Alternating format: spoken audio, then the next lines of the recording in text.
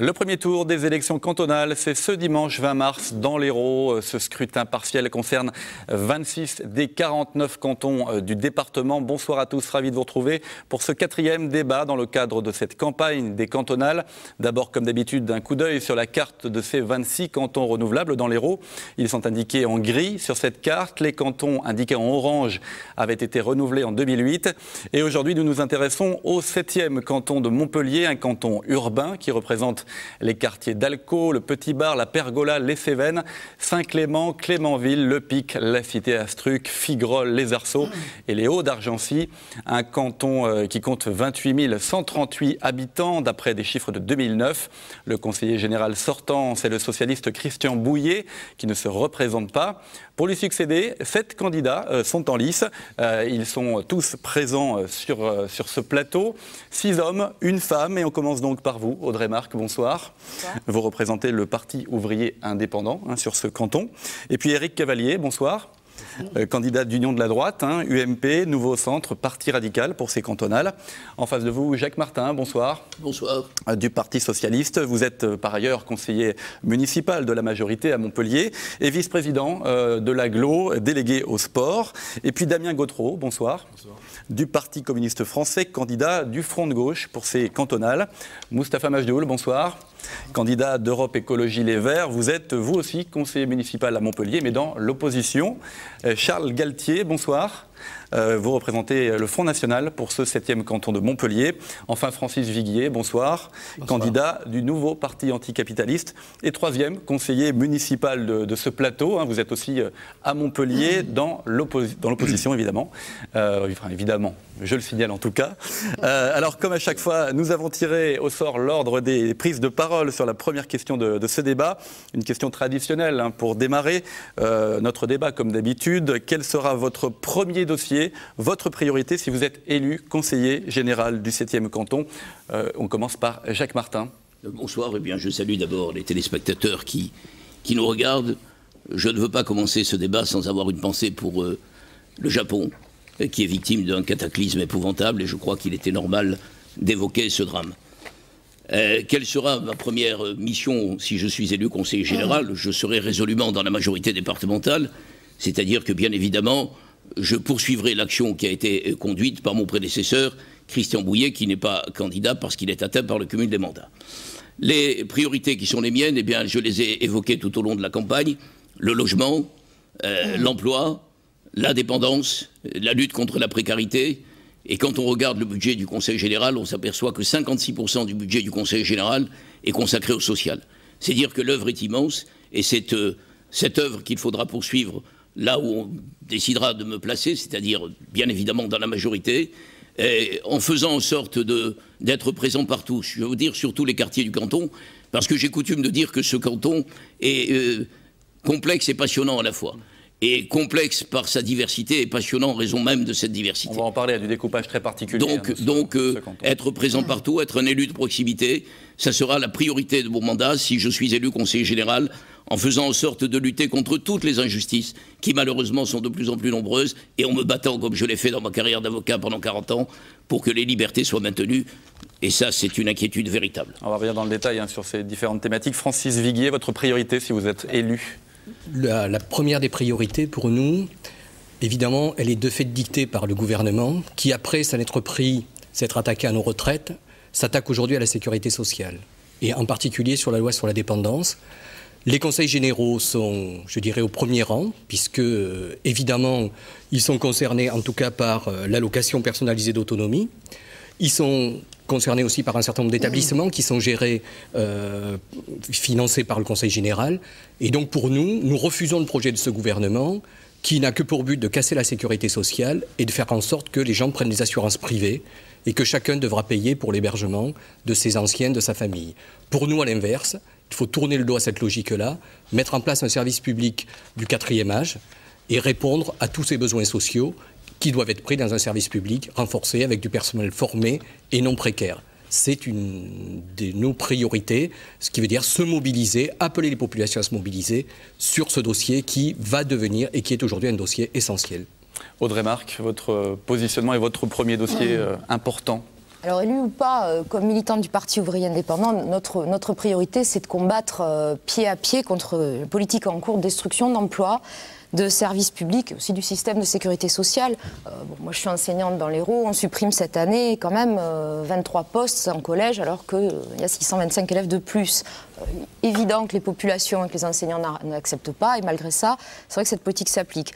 Là, concrètement, tout de suite, dans cette bagarre sur les cantonales, le POI a décidé de défendre le service d'hémodialyse du CHU de Montpellier, qui est menacé de privatisation. La décision a été prise par l'ARS. Et il me semble que le rôle des élus de gauche, des militants bien sûr, c'est de se regrouper pour défendre ce service d'hémodialyse. Il me semble que par exemple M. Bourquin, président du conseil régional, et qui siège au conseil de surveillance du CHU, est fondé à prendre position là-dessus. Donc nous avons engagé une campagne sur ce thème. De même sur la défense par exemple de l'université qui est là, mise à mal et attaqué par les plans campus et IDEX. Je pense qu'aujourd'hui, il doit y avoir, parmi les élus et les militants qui se réclament de la gauche, une véritable bagarre contre la politique nationale du gouvernement et que ni les conseils généraux, ni les conseils régionaux ne peuvent se transformer en chambre d'enregistrement de ces décisions. Moustapha Majdoul, la priorité d'Europe Écologie Les Verts? Alors, l'une de mes priorités, c'est déjà de faire face à la précarité de nos concitoyens de plus en plus grande. Il faut savoir que dans ce canton, plus de 40% de la population est touchée par la précarité et le chômage. De ce fait, il faut faire en sorte que le Conseil général passe de son rôle passif d'un simple guichet distributeur des minima sociaux à un vrai rôle actif pour soutenir l'emploi et dynamiser un peu l'économie. Alors il y a plusieurs mesures. La première mesure est phare, on le voit à chaque fois, c'est ouvrir les marchés publics plus largement et démocratiser d'ailleurs ces appels d'offres pour que les petites et moyens, voire les TPE et nos artisans puissent y répondre. Parce que pour le moment, et c'est vraiment regrettable que toujours les mêmes grands groupes se retrouvent toujours avec ces marchés-là. Il y a d'autres mesures qu'on peut décliner tout à l'heure. On parle effectivement de l'emploi, de l'insertion, qui sont des éléments importants. Éric Cavalier, votre priorité? Oui, donc ma priorité au-delà avant de commencer, je voudrais dire, comme M. Martin, la pensée que l'on doit avoir pour le peuple japonais et la catastrophe qu'ils subissent. Donc au niveau de ma priorité, disons qu'on va parler du canton, je reviendrai peut-être sur la politique nationale, mais en ce qui concerne le canton, je crois qu'il s'agit d'un canton qui a été abandonné malgré tout par le conseiller général, c'est un choix, le cumul des mandats, mais abandonné et dans un état catastrophique. C'est-à-dire que quand on voit à Montpellier, il n'y a aucune harmonisation entre le canton 3, le canton 4 et le canton 7. Le canton 9, la paillade à son urbanisation, il y a des problèmes, mais le canton 7, c'est une catastrophe. Quand on le visite, que l'on voit depuis l'avenue de Toulouse, en passant par Figuerolles, rien n'a été fait. L'avenue Louis Ravas, depuis le conseiller général Bosc, absolument rien n'a changé. Donc un effort d'urbanisme à faire, c'est ce que vous voulez dire? Ah oui, absolument. C'est-à-dire que les compétences du conseil général, qui sont celles de la voirie, qui sont celles de projets qui auraient dû être portés, il n'y a aucun projet qui a été fait. Le petit bar, on y reviendra. Le petit bar, grâce à l'ANRU, il y a eu, disons, une volonté, c'est vrai, municipale, mais le projet a été mal pris, il a été mal traité. Et d'ailleurs, même M. Bouillet, dans un certain article, dit qu'il se demande s'il va réussir. Il n'y a pas eu la même volonté pour le petit bar que celle qu'il y a pour l'avenue Raymond Dugrain, où là, on tombe toujours d'accord pour démolir une villa, alors qu'avec les logements du petit bar, on va revenir dans le détail après, effectivement, sur le logement, le petit bar. Damien Gautreau, votre priorité? C'est difficile à dire, là, parce qu'il y a beaucoup de choses à faire, effectivement, et que c'est un canton qui souffre beaucoup et qui a été délaissé. Mais si je devais choisir une priorité, ce serait effectivement le logement, parce que je pense que c'est indispensable de pouvoir vivre dans des conditions correctes, et c'est malheureusement pas toujours le cas dans ce canton. Donc ça peut passer par la construction de logements sociaux, et même par l'achat de logements pour en faire des logements sociaux. Je pense notamment à la résidence des Cévennes, afin de faciliter l'OPH qui est en cours. C'est aussi veiller au bon avancement de la rénovation urbaine au Petit Bar, qui devrait déjà être finie et qui a du mal à avancer. Donc voilà, veiller au bon relogement et à l'avancée des travaux. Enfin voilà, vraiment mettre le paquet sur le logement parce que je le vois là en faisant le porte-à-porte sur le canton, c'est une chose qui revient très fréquemment. Les gens ont besoin de vivre dignement, tout simplement, quoi. Charles Galtier, votre priorité? D'abord, depuis 65 ans, le conseil départemental, le conseil général, est dominé par la gauche socialo-communiste. Alors, nous ne savons pas ce que vont décider les électeurs du département. Si, par hasard, ils décidaient d'élire tous nos candidats, nous prendrions la majorité au conseil général, nous ferions un audit général, et puis, à ce moment-là, nous adopterions les dispositions qui sont conformes au programme général du mouvement. Si ce n'est pas ce qui se produit, et que par hasard je sois élu seul ou avec 2 ou 3 camarades, ce que nous ferons en priorité, c'est d'étudier le fonctionnement du Conseil général, dont nous sommes absents, puisque nous n'avons jamais été, d'étudier son fonctionnement, et puis ensuite de voir ce que nous pouvons faire en concertation avec les habitants du canton qui nous auraient élus, notamment en disposant des sommes qui sont mises à la disposition des conseillers généraux pour faire des travaux dans chaque canton. Nous utiliserions ces moyens après concertation avec les habitants du canton. Voilà. Bon, on revient dans le détail sur un certain nombre de thèmes qui ont été évoqués dans cette première prise de parole. Alors, il faut dire quand même que le 7e canton a une géographie très particulière, hein. On le disait, on va, je pense le redire pendant ce débat, un découpage administratif, je dirais, hein, ou politique, hein, qui forme un ensemble assez hétérogène, des quartiers en difficulté, comme le Petit Bar, la Pergola, puis des zones résidentielles, je dirais, assez chic, hein, comme les Arceaux, par exemple. Bon, c'est une réalité, hein, ce découpage, effectivement. Le thème central, hein, le thème qui revient, en tout cas, dans vos discours, c'est le renouvellement urbain, l'urbanisme. Alors, il y a effectivement un plan de réhabilitation du Petit Bar qui est en cours, un secteur quand même que Christian Bouillet, le conseiller général sortant, sur lequel Christian Bouillet a passé beaucoup de temps. Hein. Il a effectivement peut-être pas eu les résultats que certains escomptaient, mais en tout cas, il a passé du temps sur ce canton. Est-ce qu'il reste beaucoup de choses à faire? On l'a dit, le plan de réhabilitation avance, mais à petits pas. Comment feriez-vous, en tant que conseiller général élu, pour justement faire accélérer ce plan de réhabilitation Petit Bar? Alors d'abord, il faut noter une chose qui me paraît importante. C'est que le tramway, maintenant, va servir et desservir ces quartiers. Et ça, c'est extrêmement important, parce que le tramway est aussi un trait d'union entre les quartiers. Et ça, c'est fondamental. Et moi, tout au long de ma campagne, je me suis appliqué à dire que je devais porter sur tous les habitants du canton le même regard, quel que soit le quartier dans lequel ils vivent, aux Arceaux comme au Petit Bar. Alors, sur le logement social, nous sommes tous d'accord, enfin, une large majorité ici, il faut accentuer les efforts. Et vous avez d'ailleurs dans un document remarquable dans la Gazette économique de la semaine dernière, où l'on raconte, où l'on relate les efforts qui sont accomplis par la région d'une part, l'agglomération d'autre part et le département aussi, en matière de logement social. Mais dans le même temps, il ne faut pas perdre de vue ce que l'État empoche et enlève. C'est-à-dire ponction de 2% sur les loyers sociaux, ce qui permettra une recette de 340 millions d'euros, qui fera baisser l'aide de l'État de 500 à 160 millions d'euros. En 2010, l'aide de l'État était de 630 millions d'euros pour l'ensemble du territoire. En 2011, elle passe à 500 millions d'euros.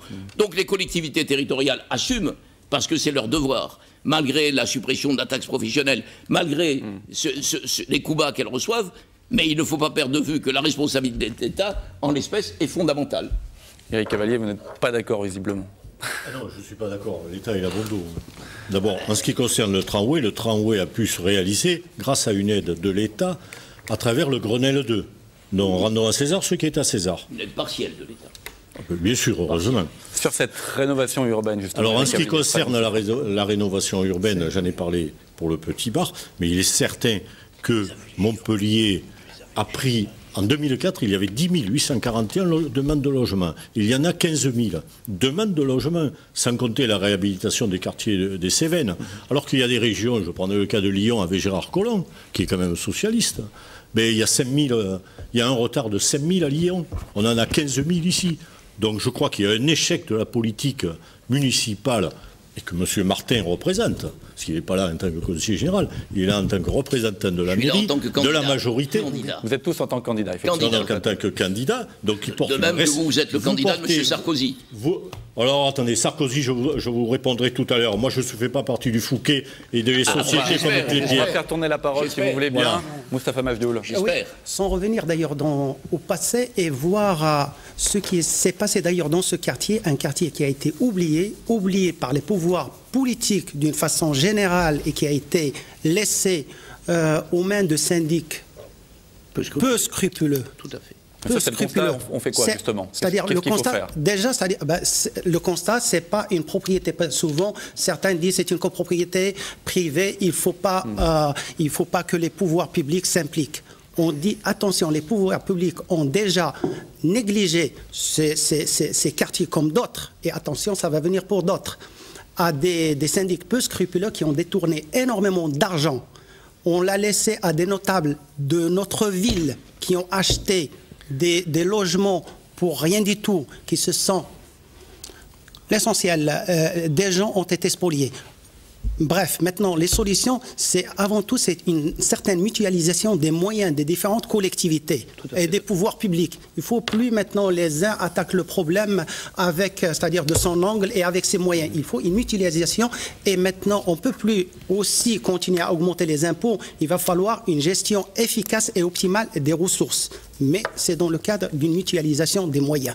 Francis Viguier, puis après Audrey Marc et Damien Gautreau. En tout cas pour nous, sur la question du logement, qui est une question essentielle, du logement social, la première remarque que je voudrais faire quand même, parce que nous on ne va pas découper, sachant qu'on est à Montpellier et dans l'agglo aussi, il y a une première chose qui est scandaleuse, c'est que l'essentiel des villes autour de Montpellier ne respectent en rien les 20% de logements sociaux. Tout à fait. Nous sommes pour revendiquer, c'est-à-dire que ces municipalités préfèrent payer parce que la loi les y oblige pourtant, mais ils payent des amendes. Préfèrent payer des amendes, mais significatives, ça peut être 300 000, 400 000, 500 000 euros, plutôt que créer du logement social.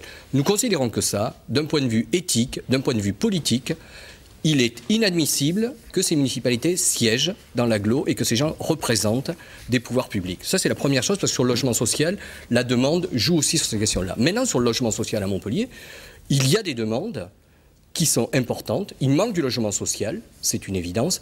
Ensuite, nous considérons, nous, qu'il y a tout un travail à faire et à anticiper en termes de rénovation de l'habitat, en termes d'isolation pour diminuer les coûts. Il y a aussi une urgence en termes d'emploi, parce que nous partons d'un canton où c'est quand même des quartiers populaires, où il y a des niveaux de chômage importants, où les choses sont liées. Et nous considérons qu'une des mesures à l'étape où nous en sommes serait le blocage des loyers, pour ne pas faire payer la crise à ces populations qui sont déjà en grande difficulté. Ça serait une première mesure d'urgence. Audrey Marc, sur cette question du logement. Oui, moi, il me semble quand même que les moyens que l'État alloue aux collectivités territoriales ne sont pas une question négligeable, parce qu'il est prévu dans les 2 années qui viennent que l'État diminue encore de 2,5 milliards d'euros les aides aux collectivités territoriales. Dans le cadre... Le chiffre de 2,5 milliards, c'est pas pour Montpellier. Non, c'est pour le territoire. Nationalement, monsieur. Nationalement. Mais vous savez, il y a déjà 500 millions d'euros, un peu plus, 519 je crois, qui sont dus depuis 2004, puisque l'État a transféré aux collectivités territoriales des compétences avec les lois de décentralisation, sans que les budgets afférents soient transférés. Donc effectivement, ça met les collectivités territoriales dans une situation de grande difficulté. Et tout ça, nous, Parti ouvrier indépendant, on considère que c'est proprement inacceptable, puisqu'il s'agit de régler une dette nationalement. Le budget de l'État donc est amputé dans tous les domaines pour régler une dette qui n'est pas celle des populations. Populations qui sont effectivement dans une situation de très grande difficulté. Quand même, 2009, 50 milliards d'euros versés simplement au titre des intérêts de la dette. Donc, à 21 banques. Bon.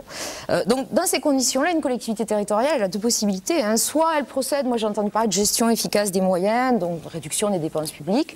Pas ma position. Je ne pense pas qu'aujourd'hui, nous, militants du Parti ouvrier indépendant, les populations aient à payer ce prix-là. Soit l'augmentation des impôts, ce qui est quand même le cas depuis 2004 aussi. Je crois qu'on est entre 20 et 40% l'augmentation de la taxe foncière et de la taxe d'habitation. Je pense qu'il faut se tourner vers l'État pour exiger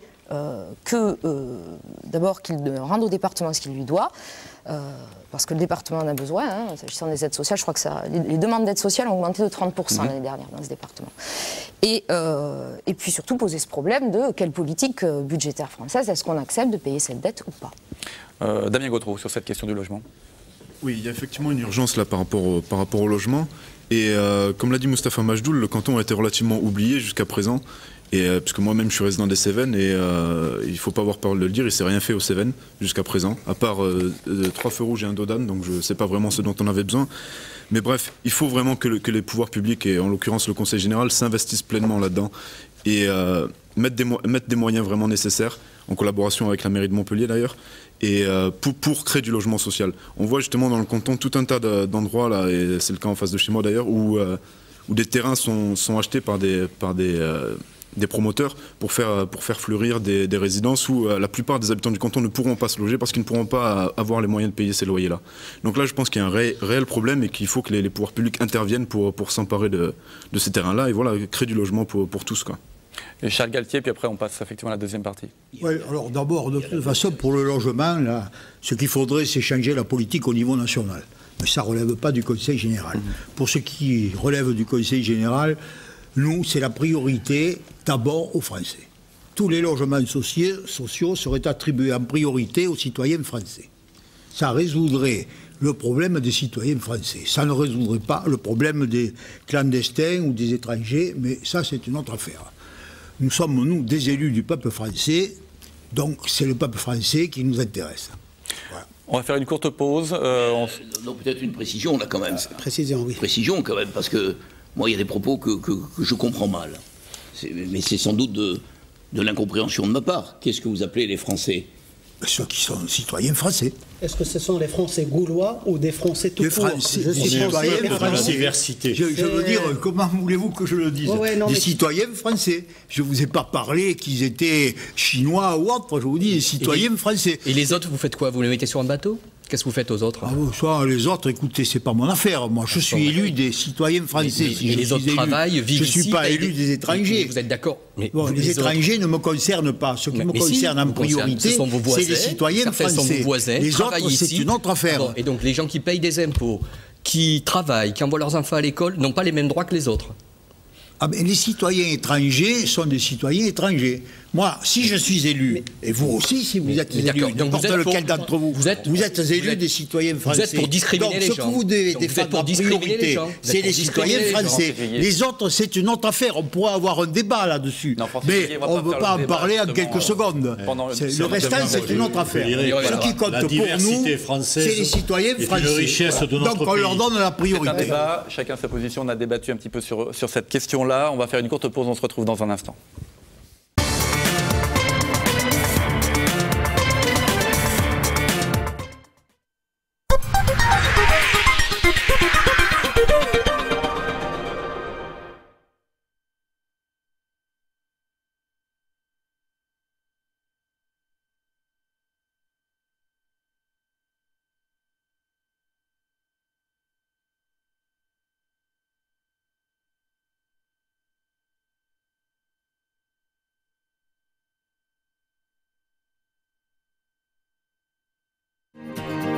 Les jeunes homosexuels ont 13 fois plus de risques de faire des tentatives de suicide. Le refuge offre une réponse à cette terrible situation en aidant les jeunes homosexuels victimes du rejet de leur famille. C'est ici qu'ils trouvent refuge. Et ce refuge ne peut pas vivre sans vos dons. La lutte contre le préjugé et l'homophobie passe d'abord par vous. Donnez. L'amour fait pas de différence. Envoyez vos dons. Association Le Refuge, 2 rue Germain, 34 000 Montpellier. Le bowling de Montpellier vous offre la possibilité de vous divertir entre amis et l'occasion de passer de bons moments de détente en famille. Pour cela, nous mettons à votre disposition un grand espace de jeu, un bar, ainsi que de nombreuses pistes homologuées. Et pour ceux qui aiment relever les défis, nous organisons pour vous plus de 10 tournois par an. Rejoignez-nous, avenue de la Pompignane.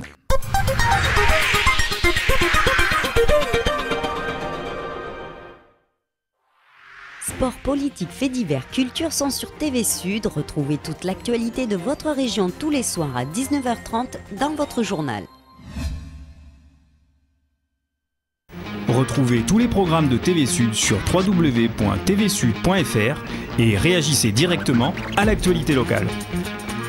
TV Sud, c'est aussi sur votre iPhone. Téléchargez gratuitement l'application TV Sud et accédez partout à vos émissions préférées.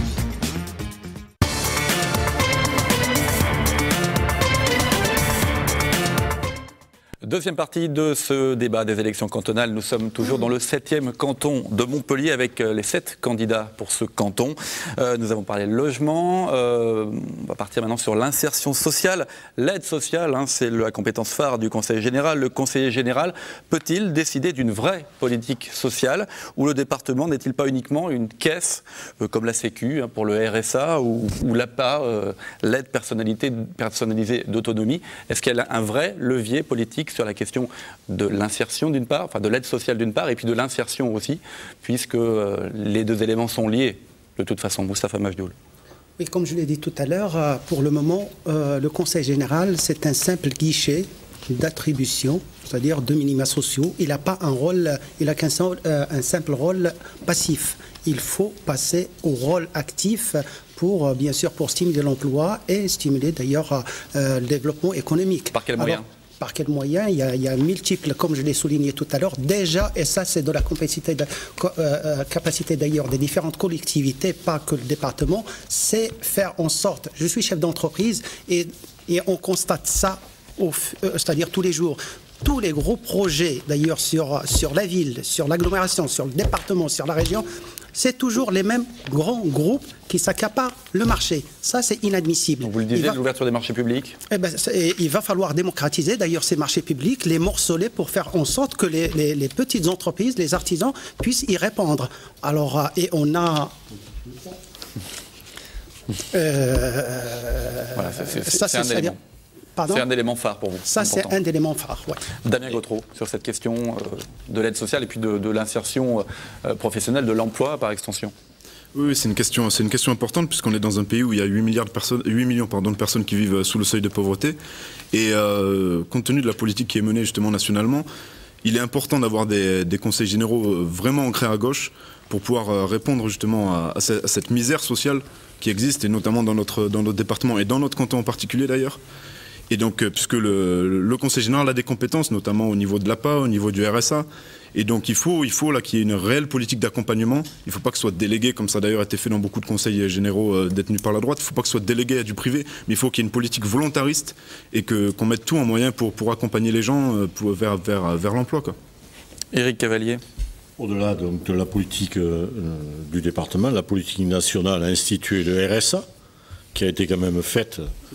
C'est une mesure qui avait été instituée et pensée même par le Parti socialiste. Donc le RSA est une avancée sociale. Il faut savoir que c'est une aide qui est donnée à toute personne qui est en règle avec les papiers, carte de séjour, carte autre.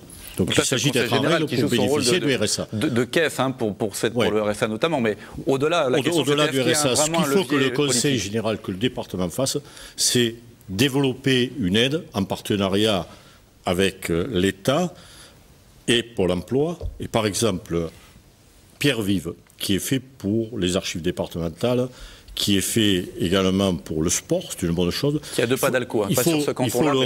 Il faut le repenser dans un troisième volet pour l'emploi.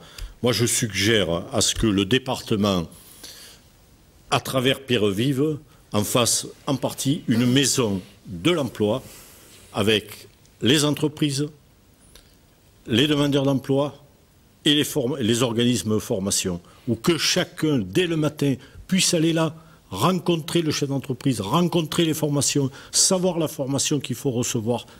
Il faut sortir les gens de l'emploi, du chômage. Francis Vuillet, puis après Jacques Martin. Écoutez, déjà, il y a une première chose quand même, il ne faut pas se cacher les yeux. Nous sommes dans une période de crise économique extrêmement importante, où le patronat et le gouvernement prennent des mesures contre les salariés. Nous considérons que le Conseil général ne peut pas se considérer en dehors de la réalité, de cette réalité-là. Et que sur la question de l'emploi, la bataille pour l'emploi, ça passe aussi par une bataille politique générale. Et nous attendons d'un Conseil général, et de nous, si nous étions élus au NPA, de participer aux côtés des salariés, aux côtés des organisations syndicales, à une bataille générale qui, y compris, intégrerait la diminution du temps de travail aujourd'hui pour que tout le monde puisse avoir un emploi. Mais et l'augmentation des salaires aussi. Et l'augmentation des salaires, oui. La deuxième chose, c'est il y a des mesures qui peuvent être prises localement et par un conseil général. Nous avons indiqué tout à l'heure que, par exemple, nous considérons qu'il y a des besoins en termes de services publics et qu'un service public du 4e âge ce sont des nouveaux besoins qui apparaissent aujourd'hui, que ça doit être pris en charge par les conseils généraux en termes d'initiative, en termes de mise en place d'établissements et autres, avec du personnel formé. Deuxième aspect, et j'en termine après ça, il y a la question de la précarité. On parle beaucoup des fonctionnaires, mais tout le monde sait très bien que dans les collectivités locales, il y a énormément de précarité. Une première mesure de supprimer la précarité en donnant des CDI et des statuts de fonctionnaires au personnel permet de sortir des gens de situations précaires et d'avancer en termes de mieux sur les questions d'emploi pour eux et pour leurs familles. Jacques Martin. Oui. Alors il ne faut pas perdre de vue quand même que 56% du budget du Conseil général est consacré au social. Et ça, c'est une réalité qui est incontournable. C'est l'aide sociale à l'enfance, c'est la protection maternelle et infantile, c'est la prévention santé, c'est les personnes handicapées qu'il ne faut pas oublier, parce que c'est essentiel et c'est fondamental. C'est le revenu de solidarité active, qui est certes une émanation surtout du PS avant que le gouvernement le reprenne, mais qui est payé par les conseils généraux. Donc c'est ça qui est... Et puis c'est... qui est payé par les conseils généraux. L'État reverse 640 millions sur 678 millions dépensés. Oui, on fera les comptes à la fin. C'est l'État qui paye. On fera les comptes à la fin. Quand l'État aura remboursé au conseil général tout ce qu'il lui doit. Le contribuable dans le département paye 400 millions. Oui, oui. Donc il y a toute cette partie qui est prise en charge par le conseil général, qui est l'action sociale. Mais ce qui me paraît important lorsqu'on parle d'insertion, c'est le problème de l'éducation, qui est prioritaire avant l'insertion. Et l'éducation, c'est quoi ? Vous le rappeliez tout à l'heure avec pertinence, c'est 175 000 postes d'enseignants en France qui vont être supprimés. Donc je voudrais rappeler de temps en temps au pouvoir public, enfin à ceux qui nous gouvernent, c'est-à-dire M. Sarkozy et ses sbires, que ce que disait Victor Hugo, ouvrez une école, vous fermerez une prison. Aujourd'hui, on ferme les écoles. Ce qui est quand même... mais non, mais attendez, je ne parle pas d'Allègre, je parle de Victor Hugo, c'est beaucoup plus important. Et ça a une autre valeur. Donc je crois que l'insertion, c'est d'abord l'éducation. Après, il y a tout le travail qui est entrepris. Regardez ce que fait le Conseil général pour la réhabilitation de la pergola en juin 2011. Il y a non seulement des travaux qui sont faits avec des normes environnementales, ça c'est pour faire plaisir à Mustapha Majdoul, mais encore avec des chartes. Et à l'environnement. Et à l'environnement, mais surtout à lui. Mais avec des chartes qui sont signées, avec des associations. Je vois par exemple l'Association méditerranéenne pour l'aide et l'insertion, c'est-à-dire que il y a dans les appels d'offres des clauses sociales. Et ça, c'est extrêmement important. Ça, c'est une réalité concrète. Et les associations y participent, comme cette association qui est présidée par M. Abel Bedjaït, qui est un homme qui fait un énorme travail aux Cévennes. Audrey Marc. Oui, moi, il me semble quand même effectivement que le rôle du Conseil général, c'est de maintenir les emplois publics. Et là, j'ai une réserve avec M. Viguier, surtout pas les CDI, puisque par ailleurs, le gouvernement est en train de proposer, le ministre Tron est en train de proposer un plan quand même de titularisation, entre guillemets, des CDD en CDI. C'est pas un plan de titularisation, excusez-moi, en CDI. Donc faire entrer en masse 100 000 CDI dans la fonction publique, ce qui serait une grave atteinte au statut et à l'indépendance des fonctionnaires d'État. Donc, bon, c'est une précision.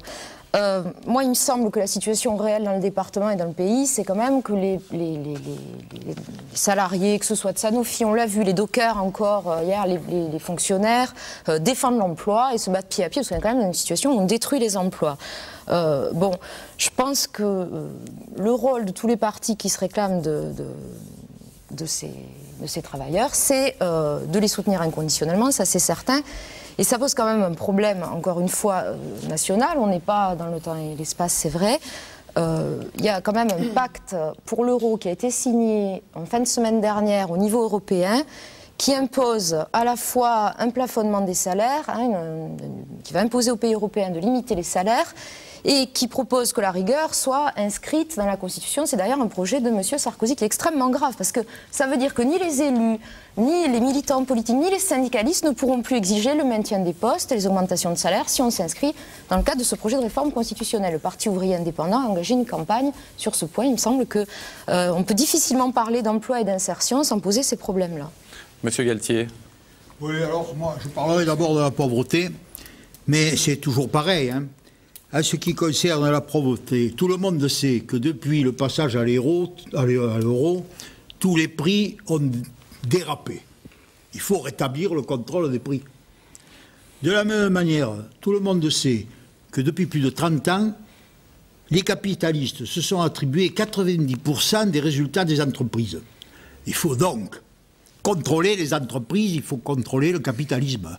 Nous vivons dans un système de capitalisme totalement sauvage. Il faut un contrôle de l'État sur le capitalisme et un contrôle de l'État sur les prix, comme il existait il y a plus de 30 ans. De cette manière, on empêchera le dérapage des prix et c'est sûr que nous aurons moins de pauvres et nous aurons des salaires qui monteront quand on aura obligé les entreprises à répartir les bénéfices sur l'investissement, les salariés et les actionnaires. Vous allez faire alors plaisir à la gauche. Pour l'heure, tout est pour les actionnaires. Sauf que Marine Le Pen a voté des exonérations de taxes à Total à Dunkerque, mais bon, à part ça... oui, il faut le signaler. Quand nous serons au pouvoir, les choses seront différentes. Hein. Elles seront, comme je vous dis, dans le sens de ce que je vous dis. Mais d'autre part, c'est pas fini. Il faut aussi se dire, et certains d'entre vous approuvent le mondialisme et l'européisme. Or, le mondialisme et l'européisme, c'est la destruction des emplois, la délocalisation des emplois. Or, si on délocalise les emplois, et si on continue de laisser rentrer des immigrés à plein wagon, plusieurs dizaines de milliers par an, je pourrais dire même plusieurs centaines de milliers par an, on perd les emplois et on fait rentrer des gens qui veulent des emplois. Comment voulez-vous qu'on puisse insérer les chômeurs ? Il ne peut pas y avoir d'insertion s'il n'y a pas d'emploi à offrir. Or, on n'a pas d'emploi à offrir puisqu'on fait rentrer à plein wagon des étrangers.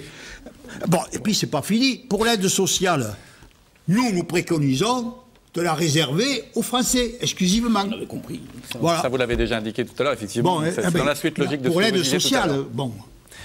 Moustapha, sur la question, vous vouliez réagir tout à l'heure sur cette question. Pour revenir d'ailleurs à ce que dit mon ami Jacques Martin, le grand projet de réhabilitation, de rénovation et d'isolation, ça ne concerne pas que le pergola, ça concerne l'ensemble. Attention à ce qui se passe déjà aux Cévennes, Foncouverte, Cité Gélie. Il va falloir mettre les moyens d'ailleurs pour ce programme, d'autant plus que ce programme non seulement apporte une meilleure qualité de vie pour les habitants, mais c'est surtout, il est créateur d'emplois. Ce qui fait, il va falloir mettre un vrai programme allant dans ce sens-là. On va faire une deuxième pause de publicité très rapide. On se retrouve pour la troisième partie de ce débat.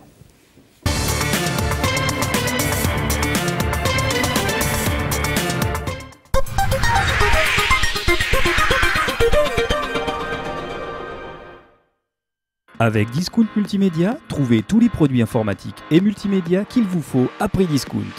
Vente en ligne sur www.discount-multimedia.com et dans notre espace de vente au rond-point de Rio Coulon à Saint-Jean-de-Védas. Magasin ouvert du lundi au vendredi de 9h à 19h et le samedi de 10h à 19h sans interruption. Le bowling de Montpellier vous offre la possibilité de vous divertir entre amis et l'occasion de passer de bons moments de détente en famille. Pour cela, nous mettons à votre disposition un grand espace de jeu, un bar, ainsi que de nombreuses pistes homologuées. Et pour ceux qui aiment relever les défis, nous organisons pour vous plus de 10 tournois par an. Rejoignez-nous, avenue de la Pompignane.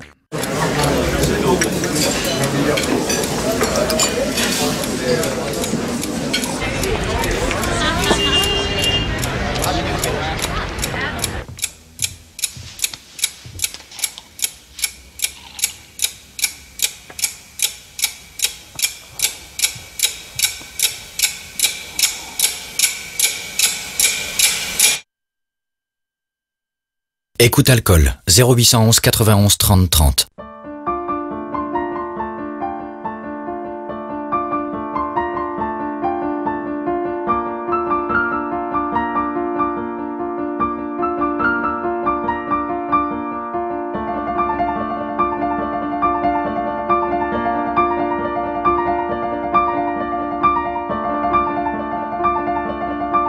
Vivez le Morbihan, la Bretagne côté sud. Gagnez vos vacances sur destinationmorbihan.com.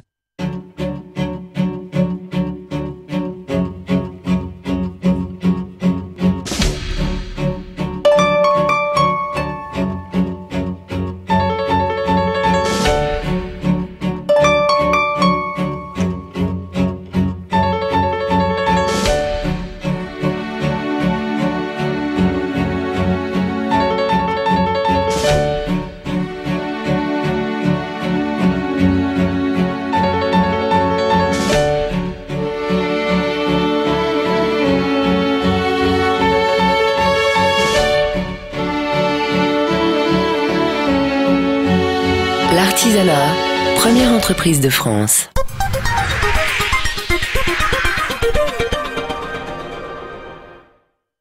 Retrouvez tous les programmes de TV Sud sur www.tvsud.fr et réagissez directement à l'actualité locale. TV Sud, c'est aussi sur votre iPhone. Téléchargez gratuitement l'application TV Sud et accédez partout à vos émissions préférées.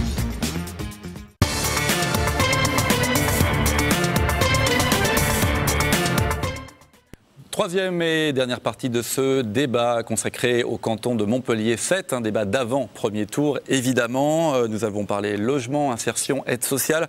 Je vous propose d'évoquer la question des transports qui fait partie aussi des attributions du Conseil général. Les transports urbains, on en a dit un mot, on peut en reparler évidemment. Il y a aussi les transports extra-urbains, je dirais, avec une mesure phare, c'est le bus, le trajet à 1 € dans tout le département. Est-ce qu'il faut le pérenniser? Est-ce qu'il faut aller plus loin? Est-ce qu'il faut aller jusqu'à la gratuité des transports dans le département?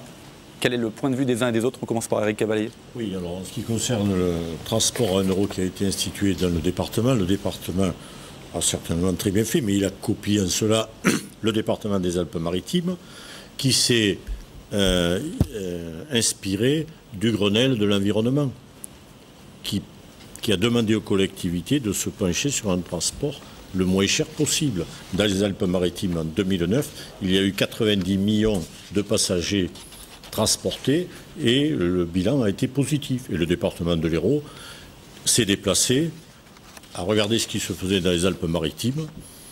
Le département de Ciotti, UMP, il l'a appliqué dans l'Hérault. Donc c'est plutôt une bonne chose pour vous? C'est une bonne chose, c'est initié par le gouvernement. Est-ce qu'il faut aller plus loin, justement? Est-ce qu'il faut la gratuité ou pas? Je crois que non, il ne faut pas. Enfin, moi, puisqu'effectivement, j'avais préconisé au moment des municipales la gratuité du tramway. Ça n'a pas été fait, peut-être qu'il faut le moduler. Mais surtout en ce qui concerne le tramway, qui est une bonne chose, il faut revoir les tarifs. Il est inadmissible que la municipalité ait augmenté des tarifs pour une famille, c'est insupportable. C'est pas la municipalité, c'est l'agglomération. L'agglomération, excusez-moi. La compétence de l'agglomération. Pardon de vous interrompre, il faut connaître ces dossiers. Donc c'est l'agglomération, vous, Monsieur Martin, qui avez voté l'augmentation pour les familles à faible revenu. Et qui construisaient sur toutes les lignes. On va passer la parole, on fera évidemment réagir Monsieur Martin. Damien Gautreau, sur cette question des transports, à la fois urbains mais aussi extra-urbains. Oui, sur cette question des transports à 1 €, je pense que c'est une bonne chose. Simplement, il y a aussi un problème, là, c'est la cadence des bus, puisque bien souvent, il faut attendre une plombe à l'arrêt avant de voir un bus arriver. Et cette question d'1 €, le problème, c'est qu'il n'y a pas d'harmonisation quand on arrive à Montpellier, où là, il faut payer plein pot le billet, quoi. Donc il faudrait se pencher sur la question, qui est une harmonisation justement département et agglomération. Et ville. Oui, ville. Et pour que ce soit le même prix partout. Et la gratuité, pourquoi pas la gratuité? Mais moi, ce qui me gêne un peu dans la gratuité, c'est que c'est la gratuité pour tous. Or, il y a des gens qui peuvent payer, et je pense que ceux-là, il faut qu'ils continuent à payer, quoi. Par contre, effectivement, les gens qui sont aux minima sociaux et tout, évidemment, là, il faut une gratuité totale et sans condition, quoi. Et je note au passage qu'ils soient français ou pas. Et voilà, après la construction du tramway, c'est une bonne chose. Je pense qu'il faut continuer, il faut l'étendre, parce qu'il y a encore des zones qui sont mal desservies. Et je tiens aussi à signaler que le transport, ce n'est pas seulement le tramway, quoi. Ça va faire plaisir encore une fois à Moustapha Majdoul, c'est des pistes cyclables et de qualité autant que possible, quoi. Mais c'est aussi la route, parce qu'on ne peut pas aller partout en tramway ou en bus, malheureusement, quoi. Il faut faire un effort au niveau des infrastructures urbaines, et je pense qu'on a beaucoup de retard de ce point de vue-là à Montpellier, quoi. Francis Viguier, puis après Jacques Martin. Bien sûr, pas de problème. Bon, évidemment, c'est quelque chose d'essentiel. Alors nous le prenons d'une façon qui est, comme nous sommes anticapitalistes au NPA, nous considérons que les besoins sociaux fondamentaux doivent être hors marché, et nous sommes pour la gratuité, par exemple des transports. Je vais essayer d'expliquer. Nous considérons que se déplacer doit être un droit, Nous sommes à Montpellier, dans l'agglomération, il y a énormément, sur le canton qui nous concerne, de jeunes qui ont moins de 25 ans, de gens qui sont très pauvres, qui sont au chômage, et ainsi de suite. Donc reconnaître le fait de se déplacer pour aller à son travail, pour rechercher un emploi, doit être un droit, et nous considérons que l'ensemble des citoyens doivent avoir accès à égalité, et la gratuité est un élément pour nous. Juste, je voulais dire quand même, l'affaire de l'harmonisation, et je le regrette, quand même, au conseil municipal de Montpellier, je suis un des seuls à dénoncer le fait qu'il y ait eu une augmentation des transports cet été. D'ailleurs, cet été, je ne sais pas si l'été prochain, c'est prévu dans les tuyaux, mais nous sommes dans une situation aberrante où vous pouvez aller en bus de Lunel à Montpellier pour 1 € et vous prenez le tram ensuite pour aller de la gare à l'hôpital, parce que vous avez une consultation, vous payez 1,40 €. Donc il y a une situation absurde, et nous sommes là, il y a une responsabilité directe de l'agglo et de la ville de Montpellier, parce que je rappellerai quand même que dans la ville de Montpellier, à l'agglo, sur 90 élus, il y en a 45 qui sont de la ville de Montpellier. J'en termine. Je voulais juste terminer sur une chose quand même, c'est aussi, nous sommes contre le doublement de l'A9, qui ne résout rien. Nous sommes pour le développement du fer-routage et du mer-routage. C'est aussi dans la politique des transports, c'est un enjeu essentiel. Jacques Martin. Oui, alors, moi je pense que l'idée qui domine, et c'est celle qu'exposait tout à l'heure Damien Gautreau, c'est de fédérer. C'est évident.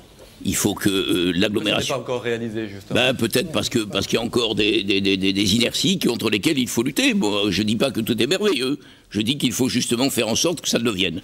Donc pour qu'il y ait la possibilité de prendre les cars qui dépendent du Conseil général, des transports, les tramways et les cars urbains, le vélomag, le vélo, les pistes cyclables, parce que tout ça, c'est aussi l'agglomération. Et le vélomag connaît un succès considérable. Mais les transports, c'est aussi les routes.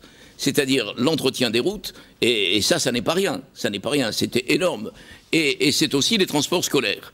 Et là, on en revient d'ailleurs à un sujet qui m'est cher, qui est donc le problème de l'éducation, c'est-à-dire les collèges qu'il faut non seulement créer, mais entretenir et embellir. Donc c'est tout cela, le transport, c'est un tout. Et je crois que l'idée qui doit dominer effectivement, et Villiers avait raison de le rappeler, c'est d'aller vers une fédération, de fédérer les moyens, et je pense qu'on y parviendra en ayant la volonté. Par contre, la gratuité, je pense que la gratuité n'est pas une bonne chose, parce qu'elle doit être fonction de critères sociaux. Et il n'y a pas de raison que certains aient la gratuité alors qu'ils ont les moyens de payer des transports. C'est tout. On va accélérer. Charles Galtier. Oui.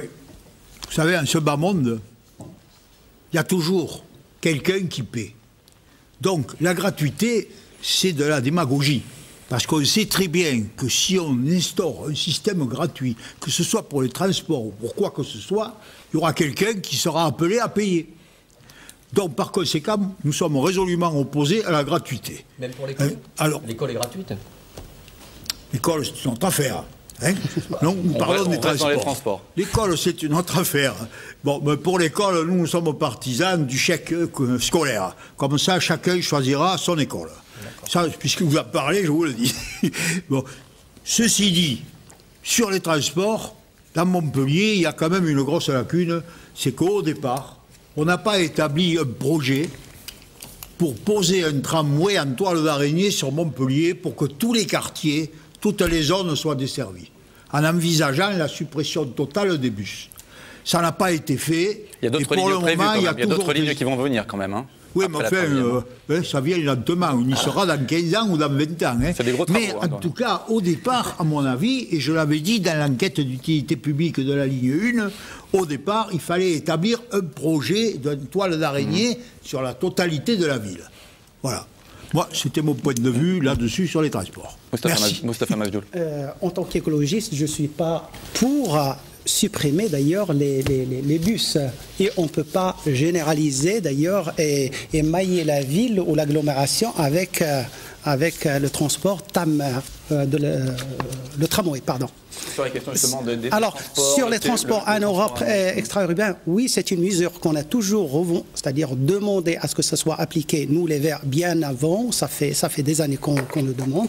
On n'est pas pour la gratuité parce que la gratuité, tout ce qui est gratuit n'a pas de valeur et ça sera une certaine injustice pour ceux qui n'ont pas les moyens, parce que ceux qui auront les moyens et ne payent pas, c'est une mesure injuste socialement. Alors, il y a autre chose, bien sûr, c'est l'intermodalité faire en sorte l'intermodalité, c'est-à-dire vélo, tram, la connexion avec les réseaux bus et les réseaux, bien sûr les connexions avec les autres communes du département. Audrey Marc, sur cette question de transport. Oui, je voudrais laisser la parole à un de mes camarades du Parti ouvrier indépendant qui est cheminot et qui est candidat sur un autre canton de Montpellier et qui écrit dans sa profession de foi « Le gouvernement veut éclater le cadre de la SNCF pour privatiser dans le cadre des régions avec perte du statut ». Voilà ce que dit Robert Navarro, sénateur PS, à ce sujet dans une entrevue à la revue La Vie du Rail. Question, vous imaginez un jour avoir un autre exploitant régional que la SNCF chez vous en Languedoc-Roussillon? Réponse de Navarro, bien entendu, ce n'est pas en défendant des statuts obsolètes ou des spécifications qui n'ont pas évolué depuis 30 ans que l'on va avancer. C'est toujours pareil. Moi, il me semble quand même que si on veut défendre un service public des transports, et en particulier ferroviaire, parce que quand même... Ferroviaire, c'est plutôt le domaine de la région, justement. Oui, mais enfin, il y a quand même des problèmes de financement aussi des lignes qui incombent au Conseil général, et puis il me semble quand même que c'est des bagarres d'ensemble, si on veut maintenir aussi désengorger les routes, etc. Donc moi je pense que c'est toujours pareil, soit on accepte, dans le cadre où l'Union européenne exige qu'il y ait une concurrence libre et non faussée, qu'on dépaisse les services publics, il est beaucoup plus compliqué de maintenir un service efficace. Donc je pense que là aussi le Conseil général doit prendre clairement position pour défendre le service public des transports contre toute privatisation. Très bien. Sur cette question des transports. On arrive à la fin de ce débat, on va passer aux conclusions. Je vais vous laisser 30 secondes chacun pour vous exprimer face caméra à vos électeurs. On commence par Francis Viguier. Quand vous voulez. Écoutez, en conclusion pour nous, dans ces élections, évidemment, c'est un moment important. Nous sommes pour que, je dirais, la droite et l'extrême droite prennent une claque dans ces élections, parce que la droite ne cesse de menacer les salariés et ainsi de suite. Il y a eu l'affaire des retraites, maintenant il y a l'affaire de la sécurité sociale. Ils ont cherché des boucs émissaires, une fois les Roms, une fois l'islam. On voit bien que c'est le Front National qui est un danger pour toute la population de ce pays qui en profite. Nous avons une gauche représentée par le Parti Socialiste qui est une gauche molle, qui accompagne. Nous pensons qu'il faut une gauche anticapitaliste qui défende des valeurs. Et je pense que j'en suis un des représentants parmi d'autres. Et voilà. Charles Galtier. Bien, moi je demande à l'ensemble des électeurs du département qui nous verront de voter partout pour les candidats du Front National. S'ils veulent que nous puissions baisser les impôts, c'est possible, car il n'y a pas de budget de collectivité sur lesquels on ne puisse pas économiser 10%. Quand on le veut, c'est possible, mais il faut le vouloir. Qu'ils votent donc pour nos candidats et peut-être ils auront la chance de voir des impôts enfin baisser. Merci. Éric Cavalier. Moi, je suis le défenseur du socle républicain et je fais un appel pour que tous les républicains se retrouvent derrière mon nom et ma candidature. Moustapha Majdoul. En ce qui me concerne, face à un monde qui dérive, où l'argent devient le point de départ et le point d'arrivée de toute initiative, de toute stratégie, où on ne parle que de produire plus, gagner plus, consommer plus, face aussi d'ailleurs, et tout ça au détriment de notre qualité de vie et de notre petite planète, face aussi aux acteurs politiques, c'est-à-dire de gauche ou de droite, surtout, c'est-à-dire qui épousent le modèle productiviste. Toujours, bien sûr, le gagner plus. Nous, en ce qui nous concerne, on propose un autre monde basé sur le gagner mieux, vivre mieux et bien sûr produire mieux, consommer mieux. C'est pour cela j'appelle tous les électeurs à voter pour les élus écologistes. Jacques Martin. Oui, je ne crois pas appartenir à une gauche molle. Je n'ai jamais été mou dans ma vie, donc je ne vais pas commencer aujourd'hui. D'autre part, je ne pense pas que les valeurs républicaines soient mieux défendues que par ceux qui sont aujourd'hui à mes côtés. Les valeurs républicaines, je les revendique aussi. Je voudrais que l'on sorte de ce socle, de ce système qui fait que l'argent est roi et que ceux qui ont le pouvoir veulent à la fois et le pouvoir et l'argent. C'est ce que nous vivons aujourd'hui et c'est inacceptable. Et la dépendance en est un exemple avec l'arnaque sur la réforme des retraites et ce qui se passe aujourd'hui avec certaines compagnies d'assurance dont curieusement le président est M. Guillaume Sarkozy, dont le nom doit vous dire quelque chose. Donc moi je dis aux électeurs, battez-vous pour que nous sortions de ce système où l'argent est roi. Battez-vous pour que les libertés renaissent. Moi je n'ai qu'une chose à dire aux électeurs et aux électrices. Je leur demande de voter pour le PS et donc pour ma suppléante et moi. Ma devise au profit des électeurs, c'est je serai une conscience au service de votre confiance. Damien Gautreau. Oui, je rappelle au passage que M. Martin est soutenu par Marc Dufour, un président du MoDem, et qu'on connaît bien pour la politique qu'il a menée à l'électorale. Je voulais m'adresser, moi, à tous les citoyens de sensibilité de gauche, mais aussi ceux qui sont un peu perdus, qui sont déçus par les politiques actuelles et qui peuvent être séduits par le discours démagogique du Front National. À tous les gens qui veulent vraiment que ça change, qui veulent que leur voix soit entendue, il y a un seul vote possible, c'est le vote Front de gauche. Et donc dans le canton 7, c'est ma candidature Damien Gautreau avec ma suppléante Indemad. Je précise que Marc Dufour est adjoint au maire de Montpellier et qu'il siège avec les communistes au bureau municipal. Il y a le groupe communiste aussi. Donc voilà. Je me suis battu contre. Voilà, ne m'accusez pas de ce que vous portez vous-même. Je ne suis pas soutenu par le MoDem, ni par le CRIF. Non, mais par le Parti communiste qui siège avec le MoDem. On laisse MoDem. chaque personne conclure si vous le voulez bien. Audrey Marc, c'est à vous la parole. Choisir. Dans la situation actuelle où il est évident jour après jour, dans la grève, dans les rassemblements, que la population n'accepte pas les destructions en cours, le Parti ouvrier indépendant cherche à appuyer et à aider ce mouvement de refus des sacrifices qu'on nous demande, de paiement d'une dette aux ordres du FMI et de l'Union européenne, qui n'est pas celle des peuples. Pour battre en brèche le consensus qui s'opère à tous les niveaux, pour mettre en œuvre cette politique, le Parti ouvrier indépendant vous propose d'engager la discussion avec ses militants, par exemple le lundi prochain à 19h, une réunion qui se tiendra à Figuerolles. Vous trouverez les informations sur le blog de Montpellier, du POI, et de rejoindre nos rangs.